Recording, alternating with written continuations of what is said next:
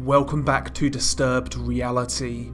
Think of this as a bonus video. As you guys know, this channel primarily has covered the atrocities committed by various cartels all across Mexico, many of which being cases that happened back in the day. However, as of right now, one of the big stories in the narco world is the dispute between Cartel de Sinaloa and Cartel Jalisco Nueva Generacion, aka CJNG. As of right now, these are the two most influential cartels in Mexico, Sinaloa being the biggest cartel and CJNG arguably being the most violent. The tensions between the two cartels have existed for the best part of a decade. For example, dating back to 2012 when El Mencho and CJNG cleared out Guadalajara and Jalisco of Sinaloa Cartel members. Also in 2016, two of Joaquin El Chapo Guzman's sons were kidnapped from a restaurant in Jalisco, apparently by a cell of CJNG. However, soon after the kidnap, CJNG released both Ivan and Alfredo Guzman. However, the terms of the release are unknown. Some say CJNG were paid millions of dollars to release the sons, others say they were paid in a big drug shipment. However, some claim that El Mencho ordered the release due to fears that Sinaloa would target his son, Ruben. It's also said that the orders to capture El Chapo's sons never came from El Mencho himself. Apparently, according to many people at least, the CJNG cell that kidnapped El Chapo's sons essentially went rogue and kidnapped them without permission, essentially. But when you look at the last few years in relation to these two cartels, there's been numerous tipping points which has led to the tension to increase further. In 2020, to cope with the threat of CJNG, the Sinaloa Cartel created a special branch within the cartel by the name of Operation MZ. Essentially, Operation MZ contains some of Sinaloa's best Sicarios, highly trained, highly armed, and ready for war. They've been involved in several deadly gunfights with CJNG all across Mexico, however, in particular in the state of Zacatecas, a state where, in 2021, the homicide rate raised by 50%, and much of that was due to the Sinaloa versus CJNG conflict. The main reason for why Zacatecas has become the main battlefield for this conflict essentially is for the production of synthetic drugs, in particular fentanyl. The state of Zacatecas is a major puzzle piece to control the drug routes going north. There are also many fentanyl production labs across the state, in particular in the centre and to the south. Both sides have lost many Sicarios in an increasingly bloody war, and both cartels have publicly displayed their violence. For example, on the 6th of January 2022, a man was caught running from a grey Mazda van parked haphazardly outside the governor's office next to a large Christmas tree in Zacatecas. Authorities found 10 dead bodies inside the vehicle, all of which had various signs of torture.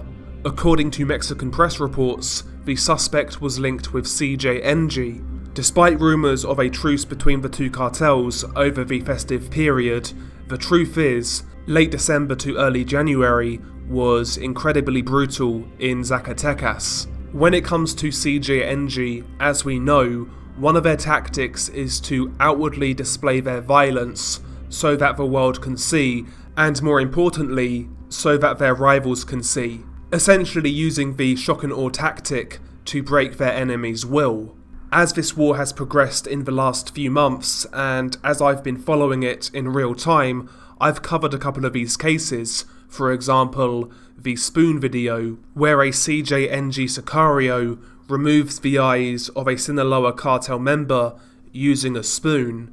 And I said back then when I covered that video, back in the fall of last year, there's going to be a lot more shocking content coming out of this conflict, in particular from CJNG, because we know that is how they like to get down. They love to display their violence on social media to create a narrative to the public and also to spread fear, amongst their rivals. That is one of their tactics, ultra-violence, and unfortunately so far, it's been extremely successful.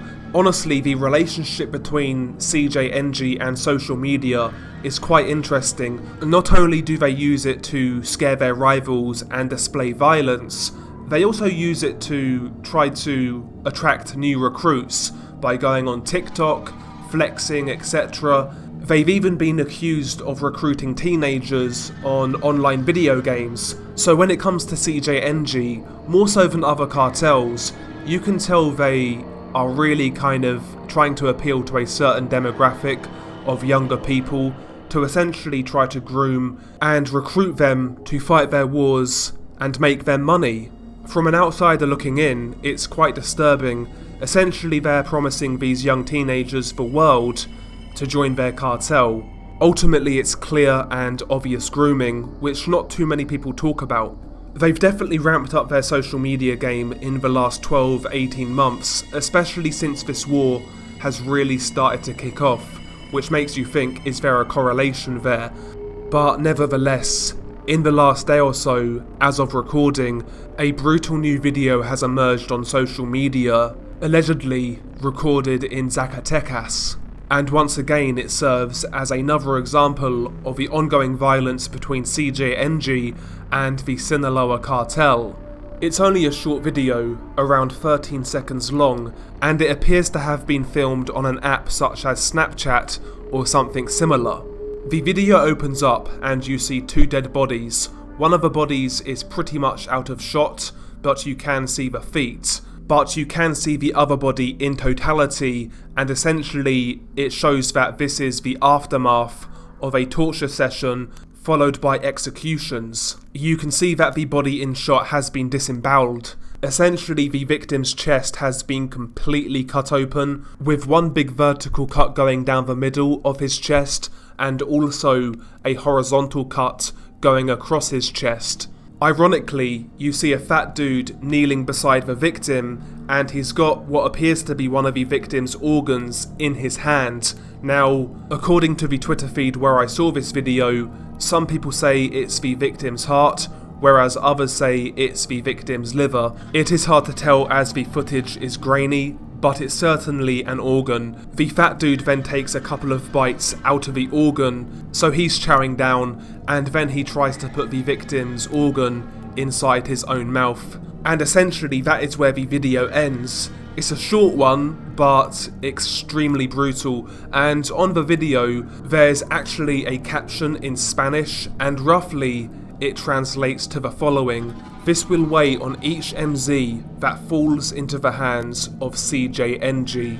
So the victim appears to be a Sinaloa Cartel member working with Operation MZ, and yeah, this is how his demise transpired. So although short, an extremely brutal video, and once again it goes to show the lengths in which CJNG are willing to go to get their message across and strike fear into their enemies' hearts. Interestingly, this is the second CJNG Cannibalism video that I've seen. Obviously, most notably, there is the video by the name of Sponsored by Adidas, which is incredibly brutal. But after watching that video, I did wonder to myself, is the whole CJNG cannibalism thing a little bit overplayed? A little bit over-exaggerated? Obviously, we've heard the rumours of CJNG Sicario trainees having to taste the flesh of captives as part of their training, and honestly that's never been verified, and I did wonder whether the whole cannibalism thing was a little overplayed, but this is now the second video I've seen from these guys involving cannibalism, so maybe it's more common than I originally thought.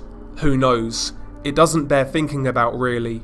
And yeah, all in all, a short but extremely brutal video, and the sad thing is, I'm not surprised that I've made this video, because when I made my original two videos covering this war, the spoon video and also the other chainsaw video, I said in those videos that more than likely we're going to be getting a lot more graphic content coming out of this war, and a few months later, here we are.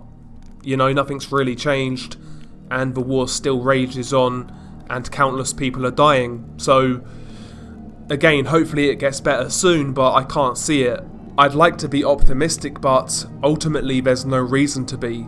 As of right now, that there's no reason for optimism. Nothing's changed. It appears to be getting worse, particularly in Zacatecas, but we'll see what happens. But if there's any developments in this war, I'll try my best to cover it. But anyway, this was just a quick bonus video. Still expect the regular Friday upload this week. I just wanted to get this out there because it is recent, it is current, and ultimately it is what this channel is known for. Once again guys, thank you for the support, it's much appreciated. Hopefully you enjoyed the video, if you can enjoy this sort of content. And as always, stay safe, and I'll catch you on the next one.